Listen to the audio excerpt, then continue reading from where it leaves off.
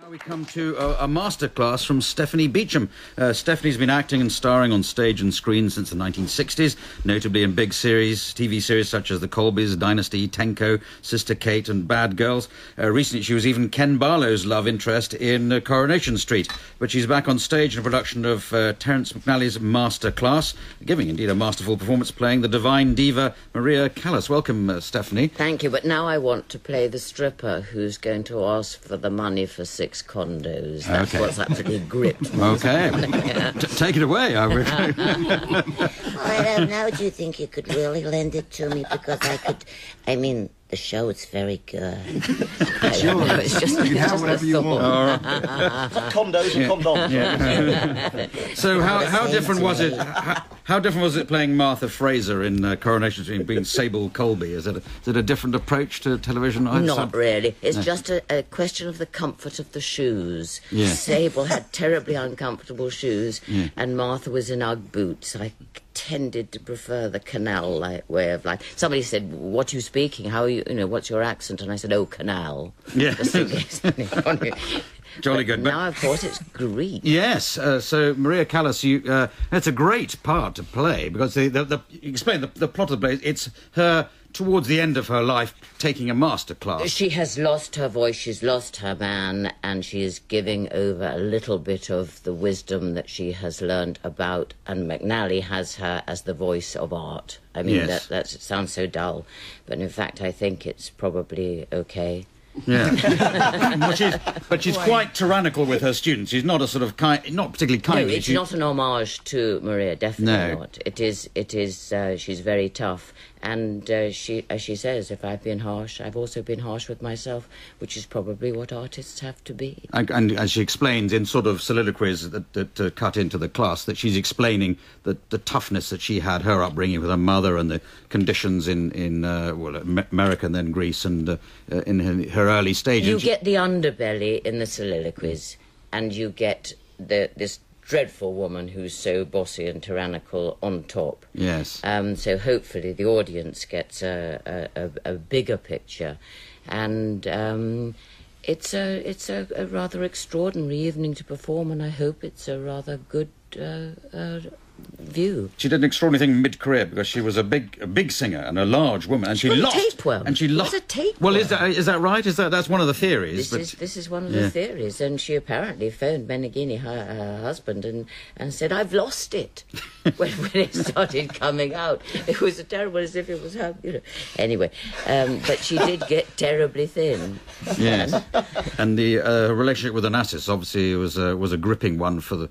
It was another one of rejection. She was used to abandonment, and it was something that she would have brought on anyway. Yeah. She was flawed. Yes. Flawed, and therefore, I suppose, even more able to portray all the terribly painful things in life, which a lot about operas. I feel I'm asking too much about her, not enough about you. So, well, I'm just playing a stripper asking for 6. But how has your career developed?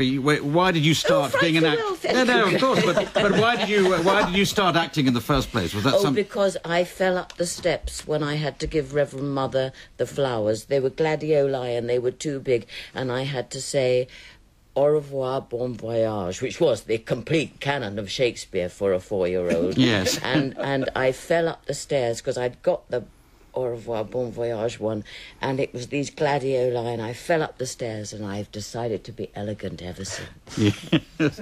And then along the way, you got cast in the film with Marlon Brando. That was unfortunate, wasn't it?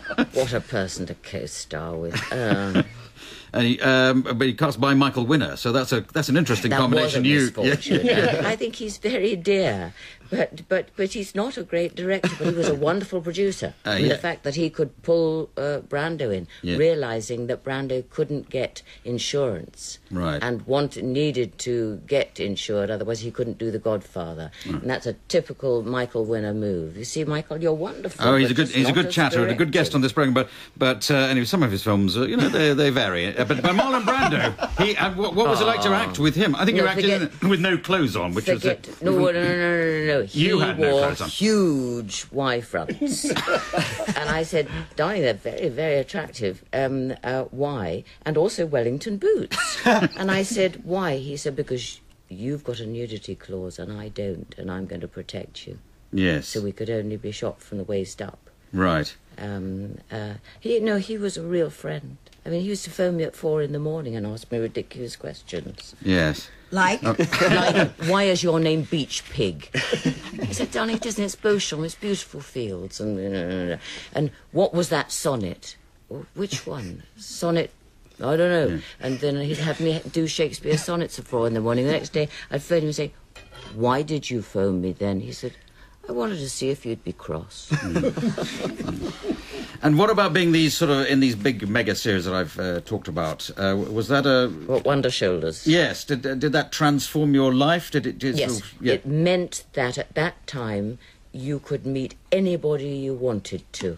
Because they were all, it was like a magnet, and so that I've got wonderful friends and people that I've met that I would never have met. Why would I have a friend who was an astronaut, John Glenn? It's lovely. It was very, very exciting. These are all good qualities to go into playing Maria Callas, because she is the sort of supreme example of a sort of operatic diva. It's not bad. It's a big tick, and she's come see. All right. Well, I'm going to those places as well. Yes. That's funny, that, Stephanie. That's the loose ends tied up. Thanks to all my guests, Stephanie Beacham.